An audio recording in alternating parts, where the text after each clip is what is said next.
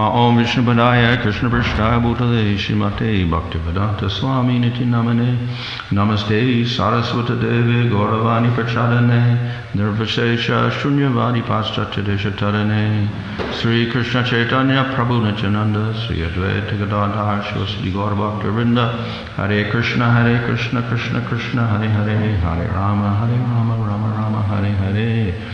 Reading from Srimad Bhagavatam, Canto 1, Chapter 18, verse 46. Dharma Palo Narapati Satu Samra Brihatshrava Sakshan Mahabhagavato Raja Shirhaya Medayat Shrutrit Sramayuto Dino Naivasmacha Pamarati. Dharmapala, protector of religion. Narapati, the king. Sa, too, but. Samrat, emperor.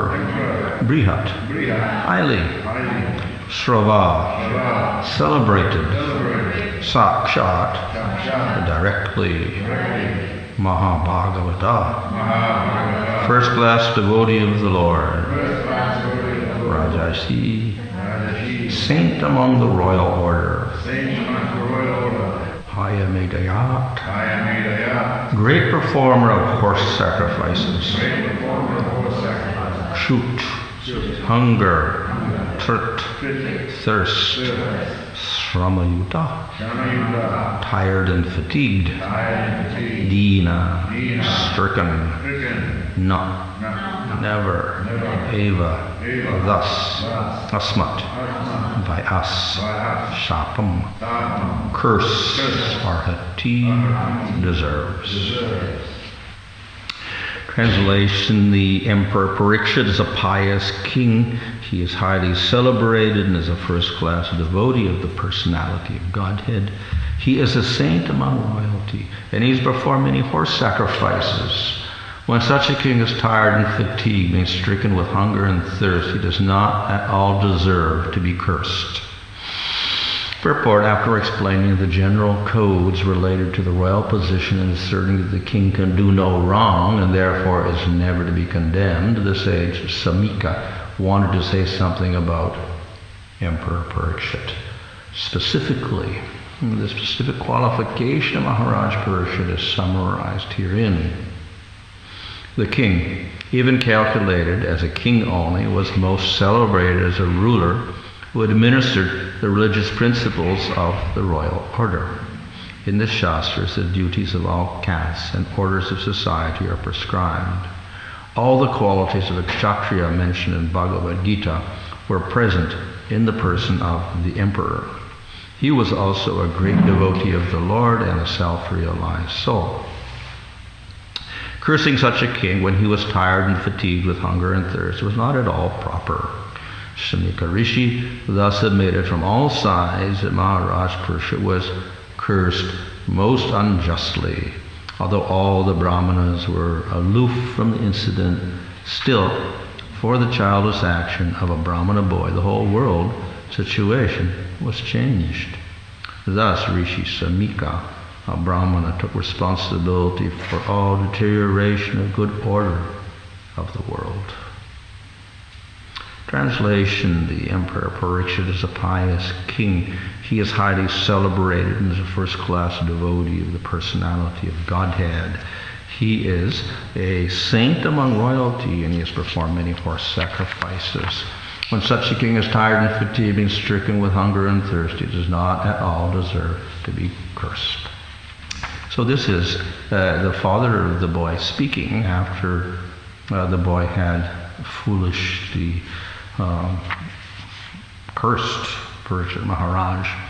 And of course, in the previous verses, the father is saying that you can't really curse the king because he is very responsible, and if there's no king, then the whole society falls into disorder. Apart from that, as Prabhupada points out in the purport, Samika Rishi is now glorifying the particular qualities of Parikshit Maharaj that made him very special. He was not just the king, and not just a dharmic king, but he was an exceptional king among all the different rulers. The whole list of qualities is mentioned here. So that first quality is Dharmapala, which means protector of Dharma. So some kings may follow Dharma and some may not. Or they may follow but not very perfectly because they don't know the rules properly, and they're not very intelligent, or they're not capable of enforcing the Dharma properly because they don't have the power. So a proper king should be able to protect or maintain the principles or the rules of Dharma because he has knowledge and he also has power.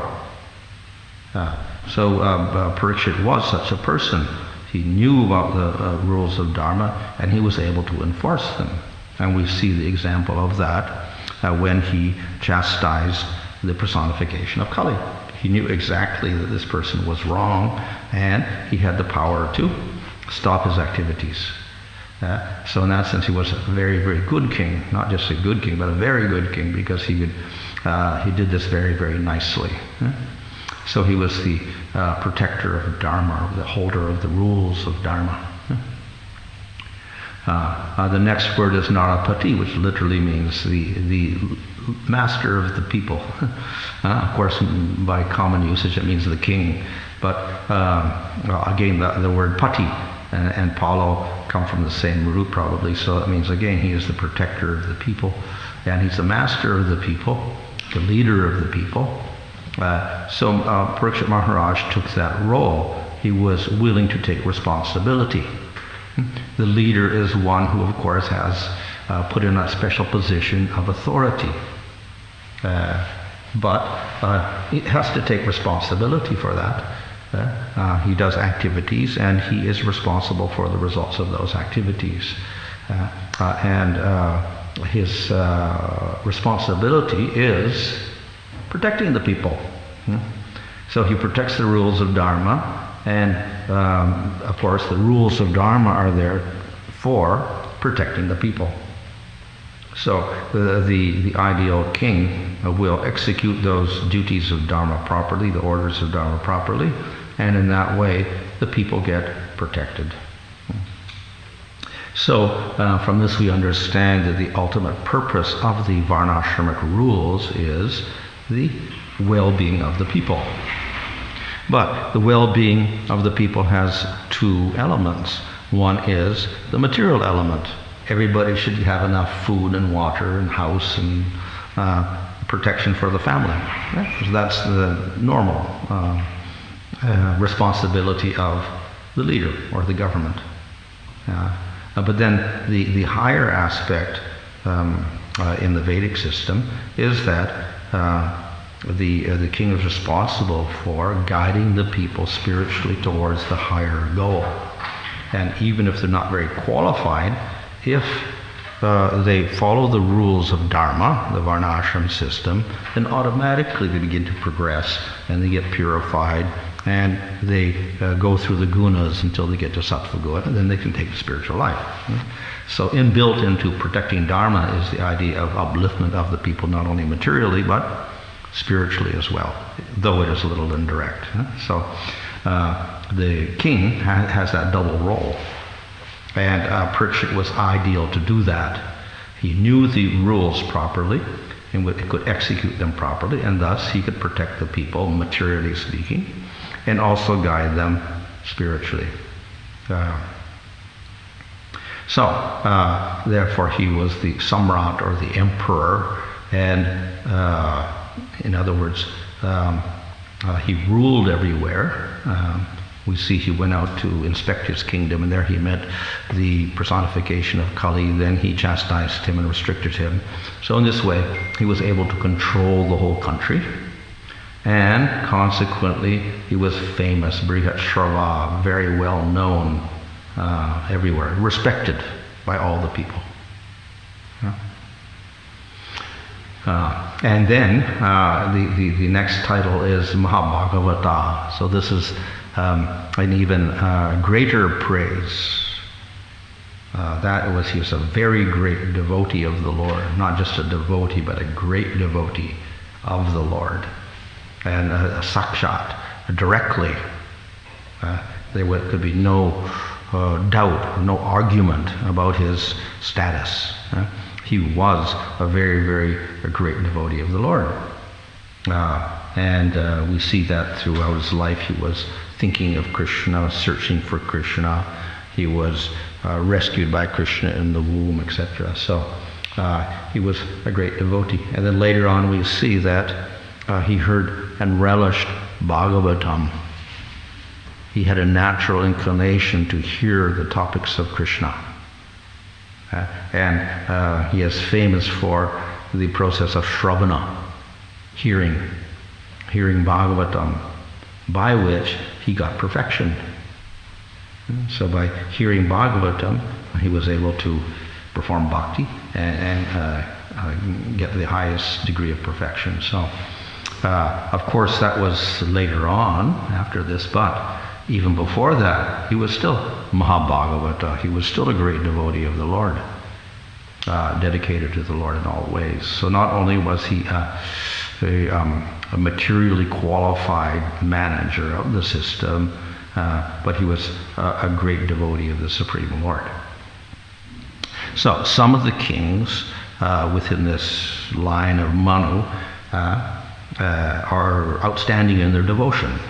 So we see many, and these are the examples which are mentioned particularly in the Bhagavatam.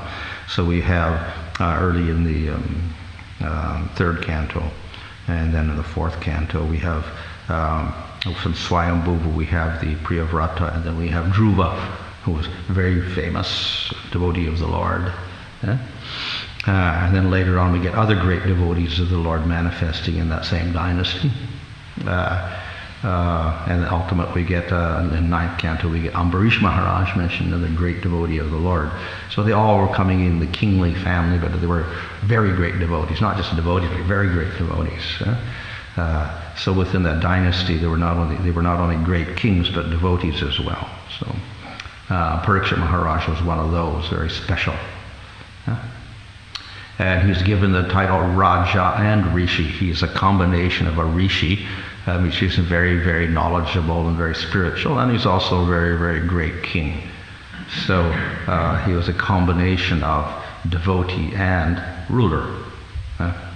And he did the horse sacrifices, etc. So all these adjectives are there to indicate that Parikshit Maharaj was the most qualified person, and thus he did not deserve to get cursed, to die, in spite of the fact that because of his hunger and thirst and his fatigue, he happened to disrespect Samika Rishi.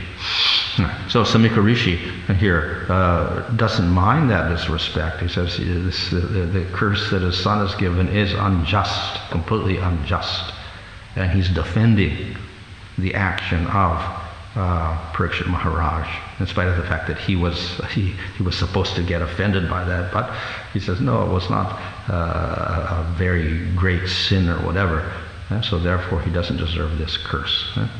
So consequently, he is praising Parikshit and condemning his own son, which is unusual in many cases, but here we see this is exactly what he does. He doesn't defend his son, rather he condemns his own son.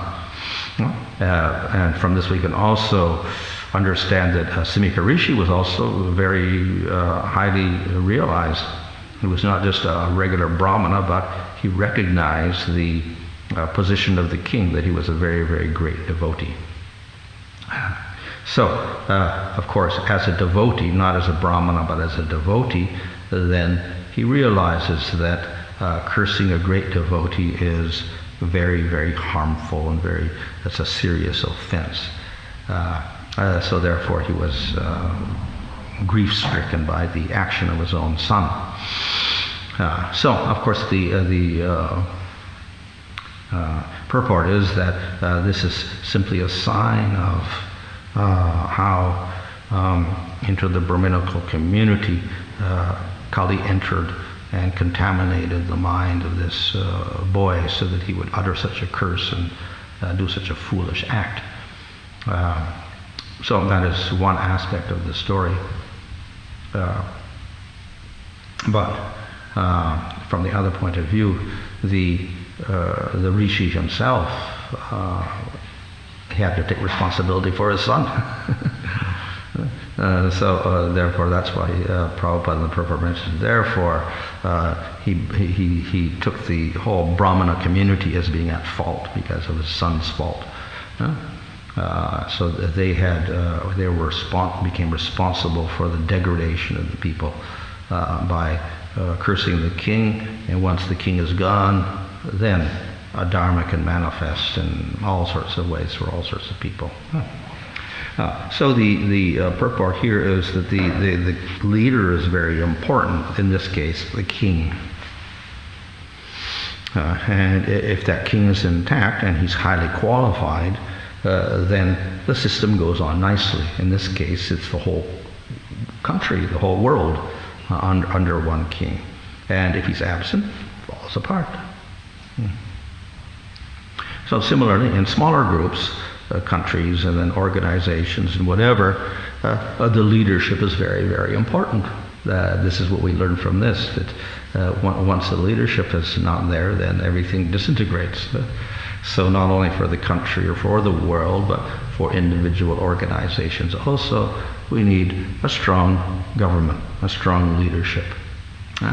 And similar to Parikshit Maharaj, then, there has to be the same type of qualification, the dual qualification.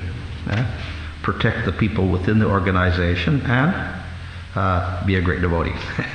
So protect them materially and also spiritually. That's rather the responsibility of the leader within the organization. Of course, there are limits in one sense because each organization is not completely responsible for the welfare of the people in the organization, but to some degree they have to make sure that rules are observed, proper rules are observed, and at the same time there is allowance for spiritual advancement.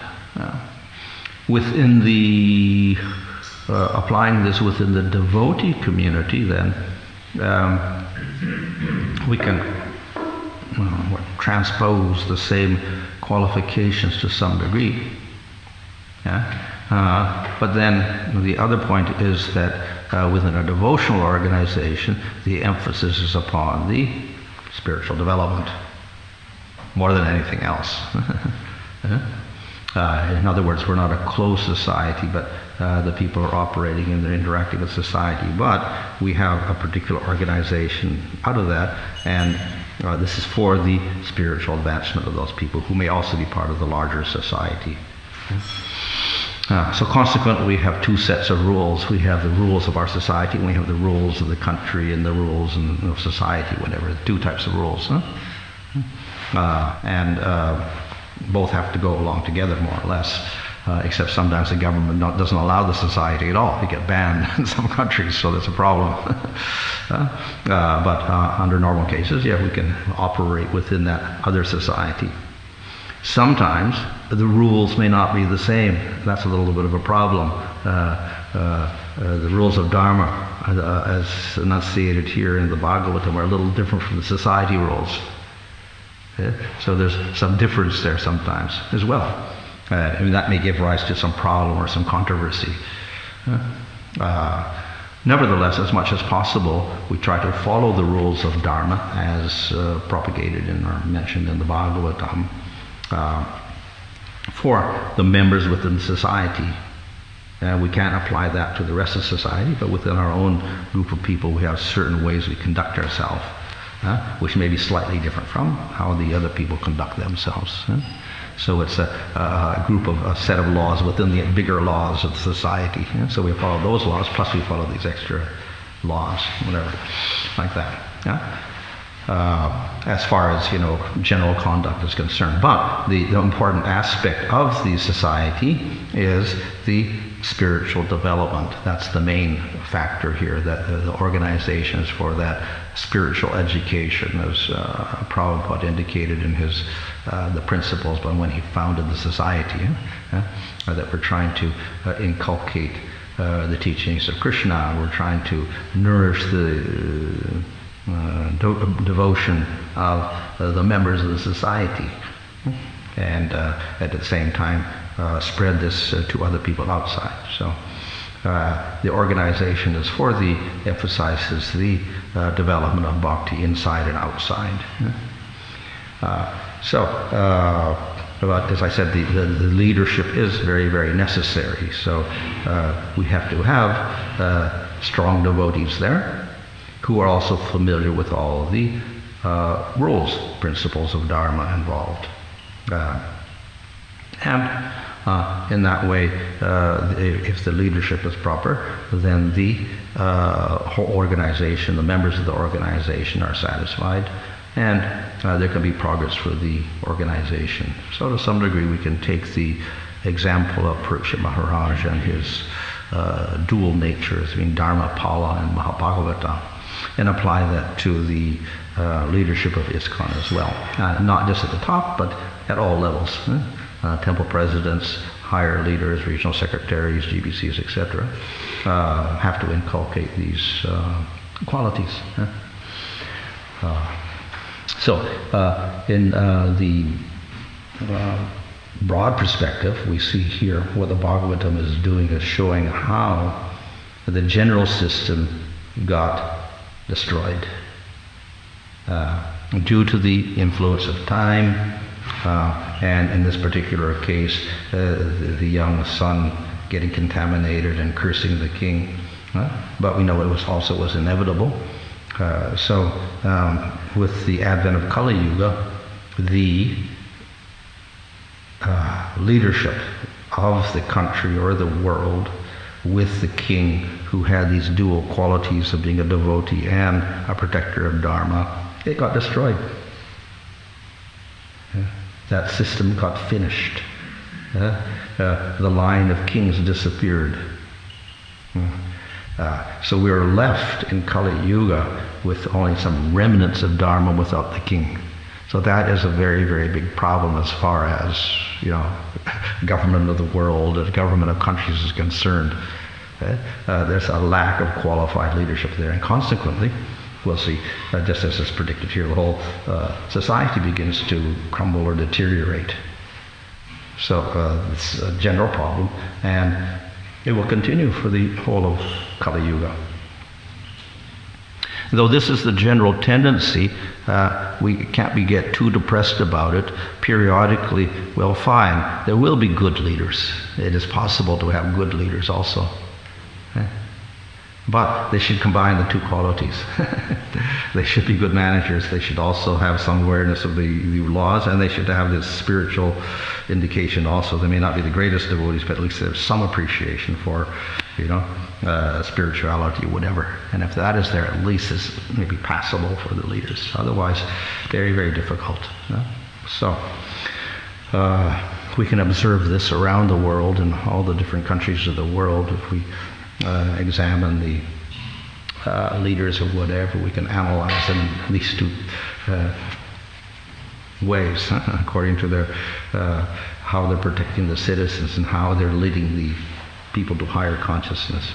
And if that is there, then they'll be a successful country. Otherwise, very, very difficult for the society, the country, and for the world. So that is the political aspect. So there will be a gradual decline, and we see in the Bhagavatam, and finally in the 12th canto, it mentions the end of, as Kali Yuga progresses, it gets worse and worse. It feels very hopeless at the end, and there's hardly any devotees left, and it's mostly materialists, and the whole world is not in a good condition materially. But so that's the general tendency. But the Bhagavatam is rather optimistic because it says that everything is bad in Kali Yuga, but we have Nam Sankirtan. So that's the saving grace that can counteract everything else, even if we can't counteract the country's political system or whatever. That's difficult. At least we can perform Sankirtan and chant the Lord's name. And this is the counteraction to all of the problems, all of the contamination of Kali Yuga. That's a direct statement of Bhagavatam. So that's the blessing of Kali Yuga, that we have the Yuga Dharma Nam Sankirtan to counteract all of this. So if we use that as our main weapon to counteract the evils of Kali, it can be successful because it's the recommendation of the Bhagavatam.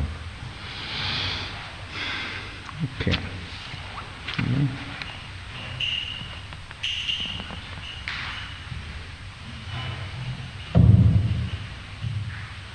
I was just thinking when you were mentioning it was everything wound up, the Maharaj which left his post. What's the position of his son, Maharaj Champichai? Wasn't he also fairly exalted also? It appears so, and even his son also was okay. After that, we don't hear much about it. I think the whole line crumbled, disappeared finally. Yeah. And then it's mentioned that the last descendant disappeared. He renounced everything and marched off to the Himalayas and disappeared. So it continued for a little while, maybe some years, and then it just finally crumbled away. We also see later in the Bhagavatam there's a whole description of how the various dynasties came into being, and then finally one person assassinated this one, this one assassinated that one, so it became very, very disrupted very, very quickly after that.